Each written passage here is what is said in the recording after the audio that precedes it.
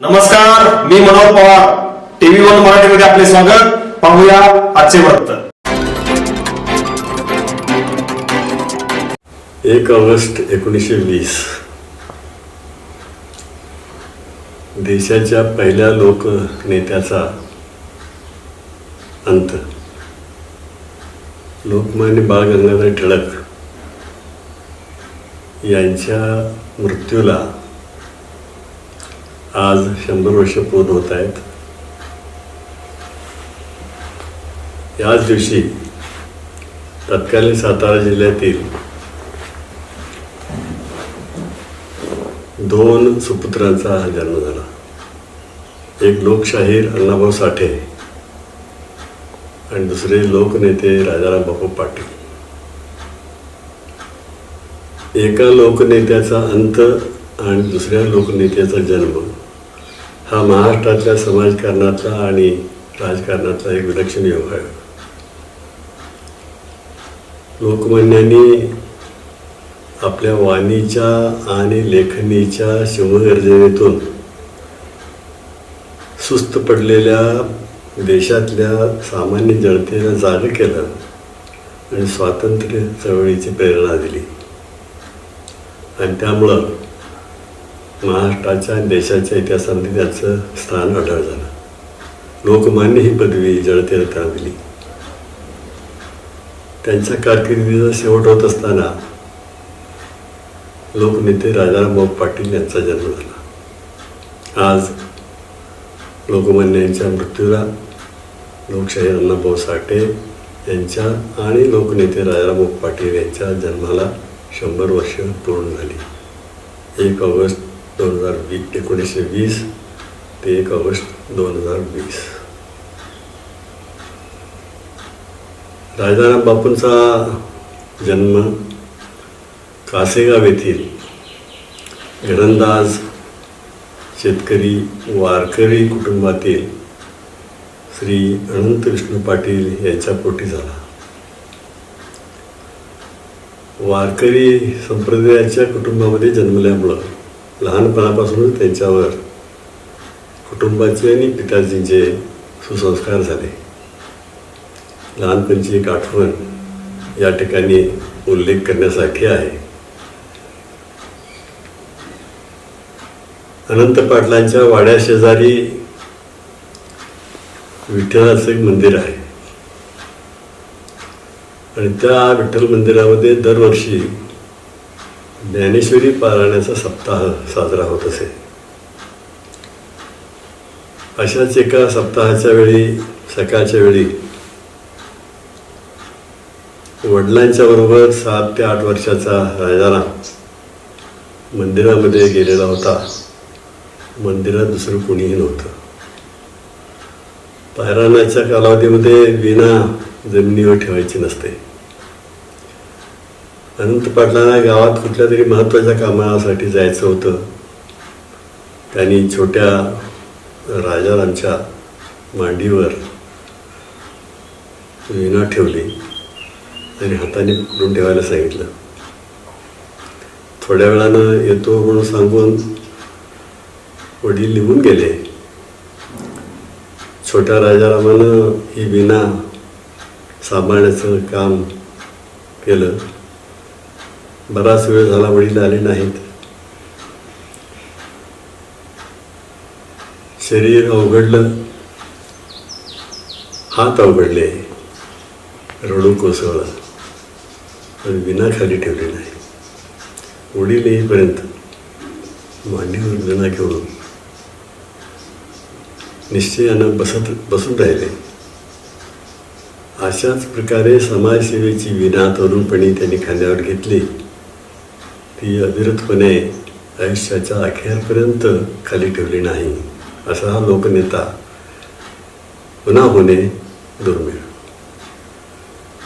या राजाराम बापूंना लहानपणी शिक्षण घेण्यासाठी ठिकठिकाणी जावं लागलं. बडोद्याला शिक्षण घेतलं. कोल्हापूरमध्ये कायद्याची पदवी घेतली आणि त्या काळामध्ये स्वातंत्र्य चळवळीचा प्रभाव सर्वत्र तरुणांच्यावर होता. बापूही त्यापासून बाजूला नव्हते. परंतु स्वातंत्र्याची पहाट उजाडलेली होती आणि आता विधायक कार्याकडे वळण्याची गरज होती. अशा वेळी बापूंनी आपल्याला शिक्षण घेत असताना ज्या अडचणी आल्या त्या आपल्या परिसरातल्या मुलामुलींना येऊ नयेत यासाठी 1945 साली कासेगाव शिक्षण संस्था ही संस्था काढून त्या ठिकाणी एक विद्यालय सुरू केलं आणि एखाद्या वेळेस शिक्षक नसतील तर प्रसंगी शिक्षकाचंही काम केलं. अशा तऱ्हेनं त्यांनी आपल्या कार्याची सुरुवात लोकशिक्षणातून केली. राजाराम बापूंनी लोकसंपर्क, लोकशिक्षण आणि लोकोन्नती या त्रयीच्या माध्यमातून महाराष्ट्राला जे योगदान दिलं, महाराष्ट्राच्या राजकारणामध्ये, समाजकारणामध्ये आणि एकूणच शिक्षणाच्या आणि सहकार्याच्या क्षेत्रामध्ये जे योगदान दिलं ते दुसऱ्या कोणीही अशा तऱ्हेने दिलं असेल असं वाटत नाही. शिक्षणापासून सुरुवात केली. वकील असून देखील पैसे मिळवण्यासाठी त्यांनी वकिली कधी केली नाही, पण जनतेची वकिली मात्र निरनिराळ्या ठिकाणी करण्याचं काम चोखपणानं केलं. राजाराम बापूंनी तरुणपणी या आपल्या सार्वजनिक क्षेत्रामध्ये उडी घेतल्यानंतर त्यांचं आकर्षक व्यक्तिमत्व, घरंदाज घराणं, उच्च शिक्षण आणि सार्वजनिक कार्याची आवड पाहून तत्कालीन काँग्रेसच्या नेत्यांनी त्यांना लोकल बोर्डाचं तिकीट दिलं. लोकल बोर्डाच्या माध्यमातून त्यांनी आपल्या परिसरामध्ये, मतदारसंघामध्ये, तालुक्यामध्ये अनेक विधायक कामं केली. त्यांच्या एकंदरीत कामाची तडाफ आणि उत्साह पाहून त्यांना विधानसभेमध्ये जाण्याची संधी मिळाली.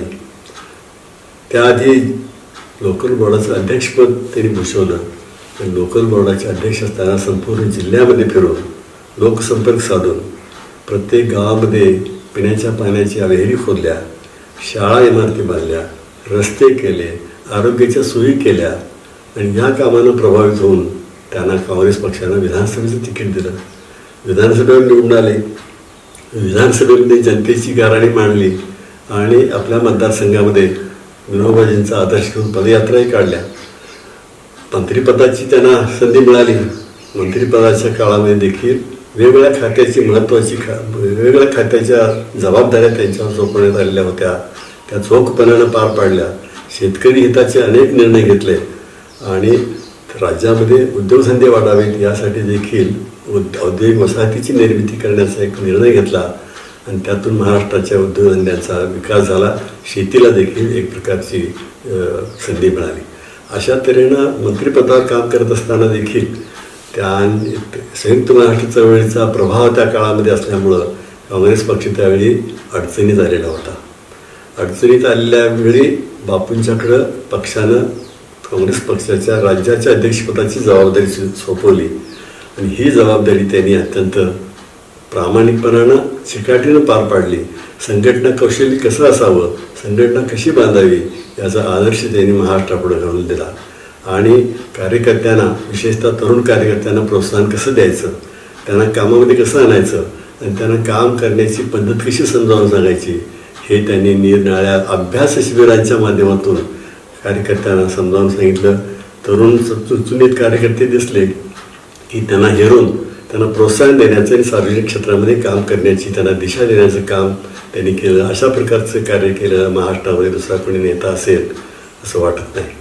आणि अशा ह्या लोकनेत्याला ज्यावेळी काँग्रेस पक्षाच्या अध्यक्षपदाची जबाबदारी सोपवली गेली त्यावेळी त्यांनी राज्यभर दौरे करून खस्ता खाऊन पक्षाच्या एकूण संघटनेमध्ये चैतन्य निर्माण केलं आणि विधानसभेच्या निवडणुकीमध्ये पक्षाला भरघोस यश मिळवून दिलं.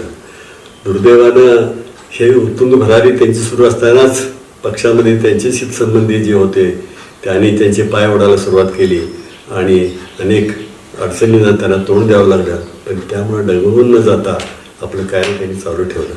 नंतरच्या काळामध्ये काँग्रेस पक्षातून बाहेर पडण्याची त्यांना वेळ आली आणि त्यावेळी जनता पक्षाच्या स्थापनेमध्ये जनता पक्षाची स्थापना झालेली होती. त्यामध्ये ते सहभागी झाले आणि तिथं देखील मंत्री म्हणून आणि पक्षाचे राज्याचे अध्यक्ष म्हणून अत्यंत तडफदारपणे संघटना कौशल्य दाखवलं आणि तरुणांना आणि कार्यकर्त्यांना बरोबर घेऊन पदयात्रा काढून लोकसंपर्क साधून आणि प्रसंगी आंदोलनाच्या माध्यमातून जनतेचे प्रश्न सोडवले आणि अशा तऱ्हेनं तरुणांच्या उत्साहाला प्रेरणा देणारे आणि त्यांना सार्वजनिक कामामध्ये विधायक कामामध्ये गुंतवणारे असे हे लोकनेते होते. बापूंनी लोकशिक्षण लोकसंपर्काचं एक प्रभावी माध्यम म्हणून त्यांनी पदयात्रेचा अवलंब केला. खरं म्हणजे विनोबा भावे, शाहू महाराज, महात्मा गांधी अशा थोर नेत्यांच्यापासून त्यांनी प्रेरणा घेतलेली असावी आणि विनोबांच्या पदयात्रेचा आदर्श समोर ठेवून कदाचित त्यांनी वाळवे तालुक्यातल्या प्रत्येक गावाच्या पदयात्रा केल्या. हजारो किलोमीटर पायी चालले. जिल्ह्याची पूर्व भागातली जनता जी आहे ती त्रस्त आहे, अडचणीनं ग्रासलेली आहे. या जनतेचे प्रश्न सोडवून घेण्यासाठी सांगली ते उमदी अशी पदयात्रा काढली. चंद्रशेखरजींच्या भारत यात्रेमध्ये काजलला सहभागी झाले आणि महाराष्ट्राच्या आणि गुजरातच्या सरहद्दीपर्यंत गुजरातमध्ये त्यांना पोचवेपर्यंत चंद्रशेखरजींच्या बरोबर पायी चालले. अशा तऱ्हेनं पायी चालण्याचा पदयात्रा काढण्याचा त्यांच्या इतका विक्रम दुसऱ्या कुणी विनोबाजींच्या केला असेल असं वाटत नाही. त्याचबरोबर कापूस उत्पादक शेतकऱ्यांचा प्रश्न गंभीर बनलेला असताना जळगाव ते नागपूर अशा प्रकारची एक शेतकऱ्यांची दिंडी सर्व विरोधी पक्षांच्या वतीनं निघाली होती. त्या दिंडीचं नेतृत्व करणाऱ्या सगळ्या नेत्यांच्याबरोबर साहेब होते आणि एकमेव नेते जे होते ते जळगावपासून नागपूरपर्यंत पायी चालत गेले. पायाला जखमा झाल्या, पट्ट्या बांधल्या, परंतु पायी चालणं थांबवलं नाही. अशा तऱ्हेनं जनतेच्या प्रश्नासाठी झिजणारा झटणारा असा नेता हा आमचा नेता होता.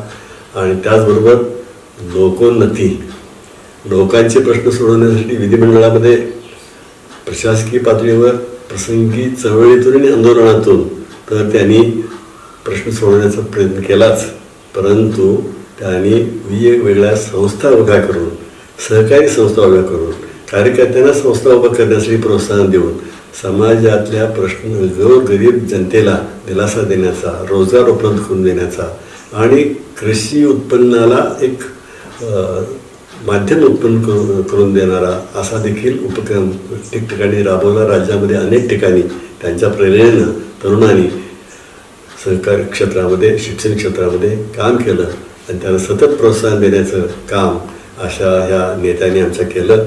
तेव्हा लोकसंपर्क, लोकशिक्षण आणि लोकोन्नती या माध्यमातून, या त्रयीच्या माध्यमातून त्यांनी जवळपास आपल्या 48 वर्षाच्या कारकिर्दीमध्ये जे योगदान दिलं ते अलौकिक स्वरूपाचं होतं. अशा प्रकारचा लोकनेता पुन्हा महाराष्ट्रात होणे शक्य नाही. मी आज 1 ऑगस्ट 2020 रोजी लोकमान्य बाळ गंगाधर टिळक, लोकशाहीर अण्णाभाऊ साठे, लोकनेते राजाराम बापू पाटील यांना विनम्र अभिवादन करतो.